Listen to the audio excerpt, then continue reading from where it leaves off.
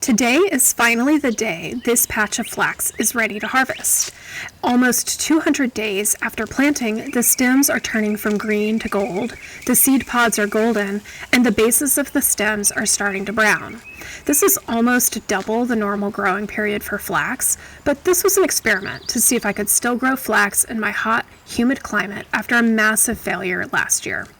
I have to say, even though it took double the time to grow, and even though this flax might not yield the finest fiber, I'm really pleased with how this experiment has turned out. This all started because I've been thinking about how I can incorporate homegrown and foraged natural dyes and fibers into my fiber arts practice. I'm Pamela from the Fiber Sprite, and welcome to my garden.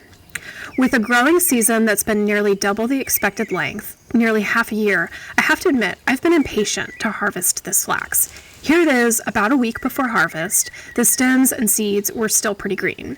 And here it is on harvest day. I think I could have technically let this go another week or two, but the longer you let it mature in the ground, the more effort the plants put into seed production, and the coarser the fibers become. I'm hoping to get a happy medium, with seed for next year and flax fiber to spin in the meantime. Plus, there's a big rain coming in, and ideally the plants won't get too much water at this stage. To harvest the flax, you pull it up by the roots, which are fairly shallow for such a tall plant. Instead of going one by one, like you see here, I harvested by grabbing a handful and pulling.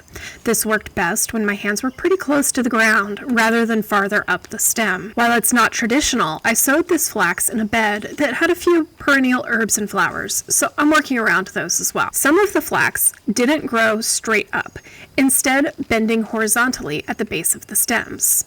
This is called lodging, and it might have indicated that it grew too fast at one point, or maybe some critter liked that spot for a nap.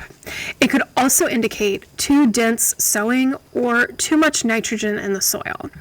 This is such a process to figure out the exact right growing conditions for this plant. I also had a decent amount of this flax harvest with extra stems forming at the base of the plant. This is called tillering. This is not considered ideal, and it probably happened because I didn't sow the seeds thickly enough. It might also be a result of extra nitrogen in the soil. Commercial flax growers work really hard to keep their fields weed-free. I know I have a lot of seasonal weeds in this garden bed, and the flax did a great job of shading most of them out. But there was a little bit of weed debris that came up when I harvested.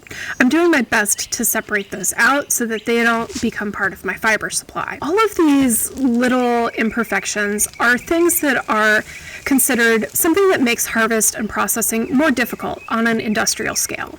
But for this small bed, which measures 4 feet by 12 feet, the whole process of harvest took around 30 minutes. And I think this might have been one of the last mornings that won't be too buggy and muggy until at least September, so it was a really pleasant process. Of course, when it comes to processing the plants into fiber, that's another matter, and I'll be sure to report back later. Overall, I'm really pleased with this experiment and this harvest. It's been so nice to be able to look out my kitchen window and see this beautiful patch of flax growing, and I'm almost a little bit sad that it's gone.